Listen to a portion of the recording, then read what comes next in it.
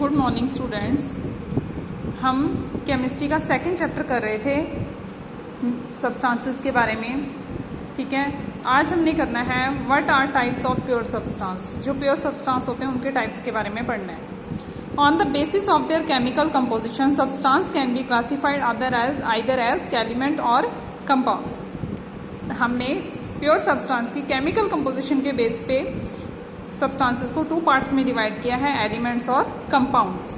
पहले पढ़ेंगे एलिमेंट्स के बारे में। Robert Boyle was the first scientist to use the term element in 1661। Robert Boyle जो था ये फर्स्ट साइंटिस्ट था जिसने 1661 में एलिमेंट वर्ड का यूज किया, एलिमेंट टर्म का यूज किया। Antoine Laurent Lavoisier, a French chemist, was the first to establish an experimentally useful definition of an element। French chemist था एंटोनी लॉरेंट लेवेशियर्स, जिसने क्या किया, एलिमेंट्स की फर्स्ट डेफिनेशन दी थी। उसने क्या डिफाइन किया? He defined an element as a basic form of matter that can not be broken down into simpler substance by chemical reaction. उसने कहा कि जो एलिमेंट है ये मैटर की एक बेसिक फॉर्म है जिसको सिंपलर सब्सटेंस में ब्रोक नहीं कर सकते। Elements can be normally divided into metals, non metals and metalloids. Elements को डिवाइड किया जाता है metals, non metal and metalloids में। अब मेटल्स, नॉन मेटल और मेटेलॉइड्स के बारे में आप लोगों को सबको पता होगा। मेटल्स क्या होते हैं?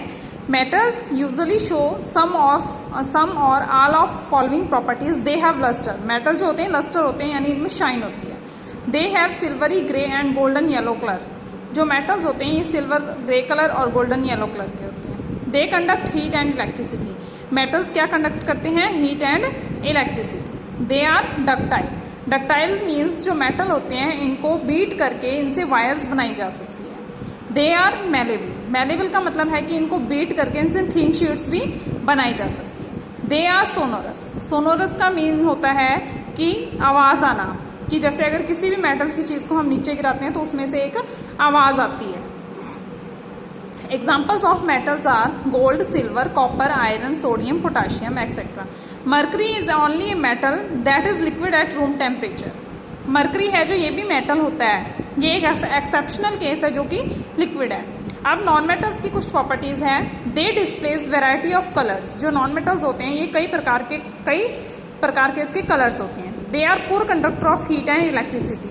ये poor conductor of heat and electricity होते हैं, मतलब कि ये इलेक्ट्रिसिटी कंडक्ट नहीं करते। They are non lustrous, sonorous और मेलेबल। जो नॉन मेटल्स होते हैं ये ना तो लस्टर होते हैं, ना ही इनमें सोनोरस की प्रॉपर्टी होती है, ना ही ये मेलेबल होते हैं। ठीक है, इसके एग्जाम्पल्स देखो क्या है। Hydrogen, oxygen, iodine, carbon, bromine, chlorine etcetera. Some elements have intermediate properties between those of metals and non metals. They are called metalloids. कुछ एलिमेंट्स ऐसे होते हैं जो मेटल्स और नॉन मेटल्स दोनों की प्रॉपर्टीज शो करते हैं, इन्हें कहा जाता है मेटेलॉइड्स। इनके एग्जांपल्स हैं बोरोन, सिलिकॉन और जर्मेनियम। इसके बाद हमारे पास आता है कंपाउंड्स। कंपाउंड क्या होता है? A compound is a substance composed of 2 और more elements chemically combined with one another in a fixed proportion. अब देखो एलिमेंट्स क्या था हमारे पास कि एक एलिमेंट को हम सिंपलर सब्सटेंस में तोड़ भी नहीं सकते। और कंपाउंड क्या है? 2 और मोर एलिमेंट से मिलकर बना होता है, chemically combined with one another in fix proportion. ये दोनों एक दूसरे से आपस में फिक्स प्रोपोर्शन में मिक्स होते हैं। ठीक है, what do we get when 2 और मोर एलिमेंट्स आर कंबाइंड? अगर हम 2 या 2 से ज्यादा एलिमेंट्स को कंबाइन कर लेते हैं तो हमें क्या प्राप्त होता है? इसके लिए एक एक्टिविटी दी हुई है। देखो क्या एक्टिविटी है। Divide the class into 2 groups. एक क्लास को 2 ग्रुप्स में डिवाइड कर दिया। Give 5 gram of iron filings and 3 gram of sulphur powder in a china dish to both the groups. 2 groups में डिवाइड किया तो इनको क्या किया, 5 ग्राम हमने आयरन फिलिंग दे दी, ठीक है, आयरन के पीस दे दिए छोटे छोटे, और 3 ग्राम सल्फर पाउडर दे दिया एक चाइना डिश में। ठीक है, ग्रुप फर्स्ट को क्या कहा? Mix and crush iron filings and sulphur powder. ठीक है, ग्रुप सेकंड को क्या कहा हमने? Mix and crush iron filings and sulphur powder. Heat the mixture strongly till red hot. इस मिक्सचर को हीट करते रहना है तब तक जब तक ये हॉट नहीं हो जाता। Remove from flame and let the mixture cool. इसको फ्लेम से हटाएंगे और जो हमने मिक्सचर को गर्म किया है उसको ठंडा होने के लिए रख देंगे। Group first and second, check for magnetism in the material obtain. अब हम क्या करेंगे, अब हमने जो मिक्सचर बनाया है उसको चेक करेंगे कि उसमें मैग्नेटिज्म है या नहीं है, मतलब अट्रैक्शन पावर उसमें है कि नहीं है। Bring a magnet near the material and check if the material is attract towards the magnet. हम क्या करेंगे, हमने जो दोनों ग्रुप फर्स्ट को भी जो मटेरियल दिया और ग्रुप सेकंड को भी जो मटेरियल दिया, ग्रुप फर्स्ट और सेकंड दोनों को क्या करेंगे, मैग्नेट देंगे और उनको कहेंगे कि जो उनके पास मिक्सचर बना है उसके पास तुम मैग्नेट को लेके जाओ और फिर देखो कि वो क्या जो हमारे पास मिक्सचर है वो उस मैग्नेट की तरफ अट्रैक्ट होता है। Compare the texture and colour of the material obtained by the groups. अब हमने क्या करना है, जो हमारे पास दोनों ग्रुप के पास मटेरियल है उसके टेक्सचर को कंपेयर करना है, उसके कलर को कंपेयर करना है। Add carbon disulphide to one part of the material obtain. जो हमें मिक्सचर मिला है दोनों ग्रुप का, उसमें क्या करेंगे, कार्बन डाइसल्फाइड को ऐड करेंगे। स्टीर वेल एंड फिल्टर, उसको क्या करेंगे, हिलाएंगे और उसको फिर फिल्टर करेंगे। फिर क्या करेंगे, ऐड डाइल्यूट सल्फ्यूरिक एसिड और dilute hydrochloric acid to the other part of the material obtain.